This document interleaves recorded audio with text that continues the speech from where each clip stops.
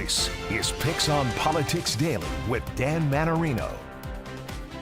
Hi there, I'm Henry Rosoff, and welcome to this episode of PIX on Politics Daily. We have a lot going on this busy day. PIX 11 here at our political team, we are actually gearing up for a big week of coverage in New Jersey. We are hosting the Lieutenant Governor's debate next Tuesday, and we have a sit-down forum with both Mikey Sherrill, the Democratic Congresswoman, and Jack Ciattarelli, the Republican former Assembly member over in New Jersey who ran last time. That'll air a week from today on Friday. So big week of New Jersey coverage. That's a race that's being watched nationally.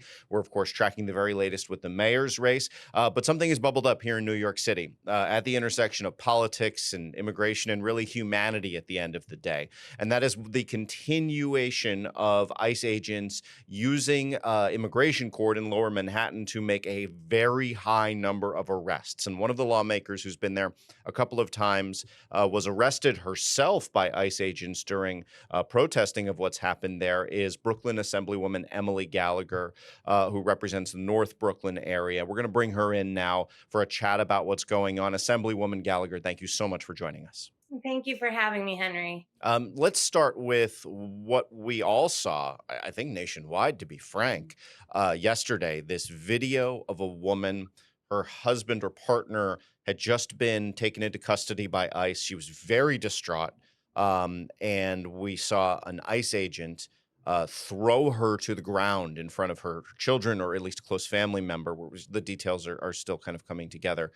What did you make of that video? How typical is that of what we are seeing over in immigration court each and every day? Well, I think that what is happening over at Federal Plaza and in immigration detention across the country is deeply disturbing, and it's escalating every single day. 14 people have died.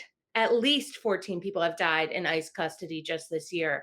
So what we saw with the ICE agent shoving the woman, it's very clear that this is more of what's going on behind closed doors and away from the cameras.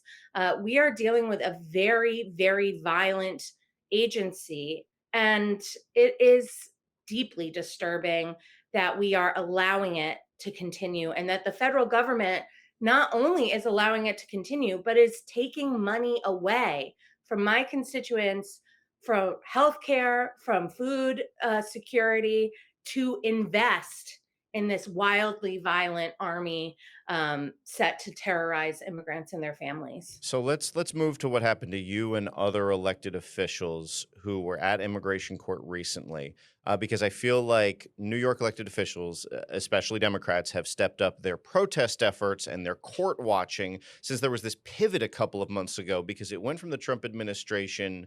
I know there was always objections for especially lawmakers such as yourself before this, but there was a pivot from just taking people into custody who no longer had valid status but showed up to court to try and figure things out, which is one thing. But now, and I saw this with my own eyes, they're grabbing just anyone who shows up, regardless of where their status is. And that's when the protest effort stepped up. But take me to what happened to you and other lawmakers just a couple of days ago when you went to court.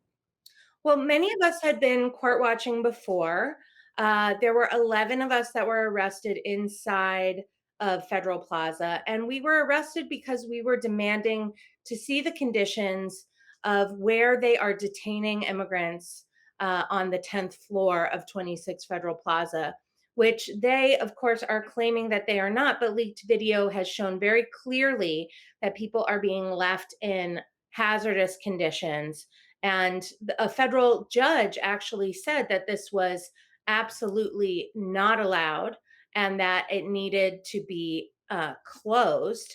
And we went to see it with our own eyes, since we know that they were still detaining people there. They would not let us in despite very patient waiting. We waited for over an hour, and they were so intense about not letting us in that they actually duct taped the door shut from the inside, and we could hear them zip tying the handles together so that we could not even peek through the door. So we decided to sit down and wait.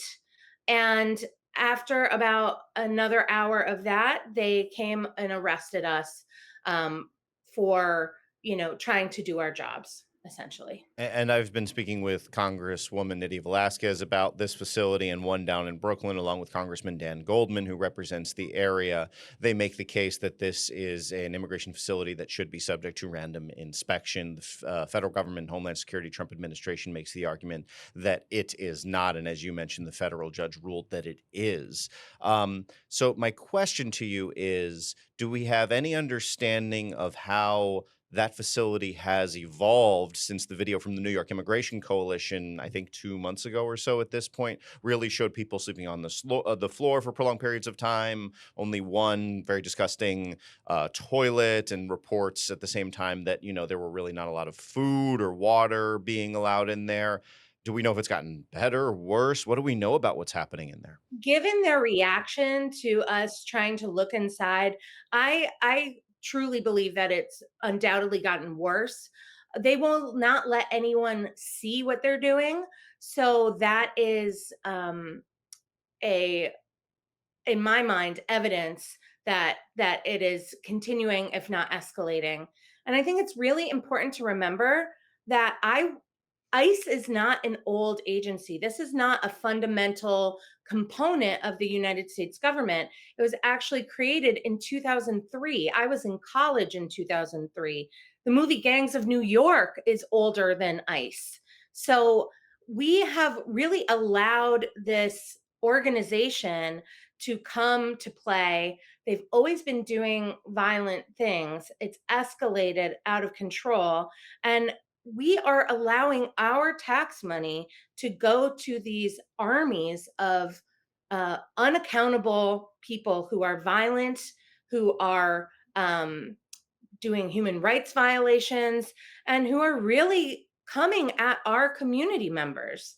And we really need to be stepping up. And I'm so proud of my Democratic colleagues and the level that we've stepped up. And it's not just folks on the left like myself. There's a whole spectrum of us who are doing court watching, who participated in our attempt to inspect. And I think we're going to see more and more Democratic lawmakers fighting this, because we need to get ICE out of New York. We need to end this this army, and it is not American that we are treating immigrants, a core foundation of our community and of our legacy as a country. It is not acceptable that we are treating them this way.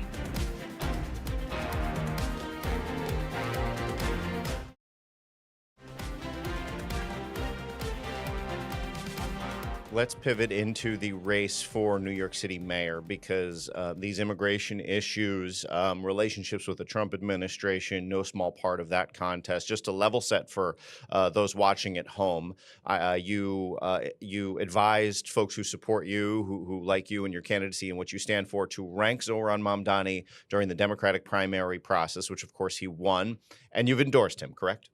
Yes. So why I did ranked him number go one, ahead.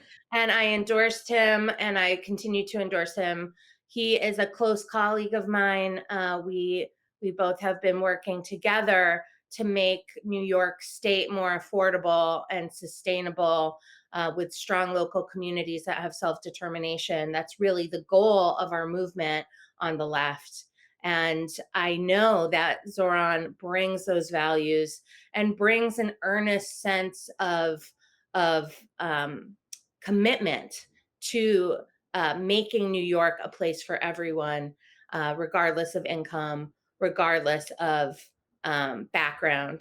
And it's really, really important that we support him right now across the board, because he is going to be one of our last defenses in New York City against this fascistic army that is coming in. So what do you make of opponents, including former Governor Andrew Cuomo, but others, including Curtis Leawood, a Republican, Mayor Eric Adams, seeking re-election as an independent, who've made the case generally, and not just partisans. I've seen somewhat neutral poli-sci types, analyst types make the argument that Mr. Mamdani would only make New York City more of a target, that we would only see this action by ICE amplified. We might see the National Guard here, which we haven't seen quite yet. What do you make of that claim? Is there nothing to that? I mean, I would expect, just watching what President Trump has said, for him to challenge Mamdani perhaps more than he's challenging Mayor Adams.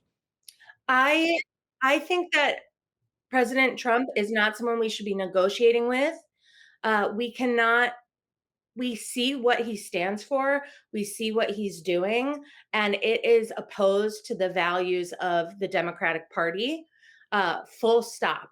And so for us to try to negotiate with him, that is enabling him to be abusive. And I think it's really important that we stand strong for our American values of opportunity, of community, and of independence, that we support someone who is willing to say, these are my values and I will fight for them. And I will not let someone come in with their unmarked cars, their masked army to beat up my constituents, kidnap them, and in some cases kill them. It is more important now than ever that we stand up to Trump, full stop. And if we are trying to negotiate with him, it is not going to work. We've seen him. He is an abusive person, and he has taken advantage of every single person who's tried to negotiate with him. And his values are simply un American. Assemblywoman Gallagher, we appreciate you joining us. We'll have to have you back when we get to budget season because I realize that's when a lot of Mr. Mamdani's ideas, if he's elected mayor, could be realized with state help, the buses, Yes. universal childcare, and so on. Don't have time for that today. I know that's important, and we might be a little cart ahead of the horse. We got to wait for the election, of course. So Yeah. we thank you for joining us. Thank you so much. Have a great day. Thank you. Bye.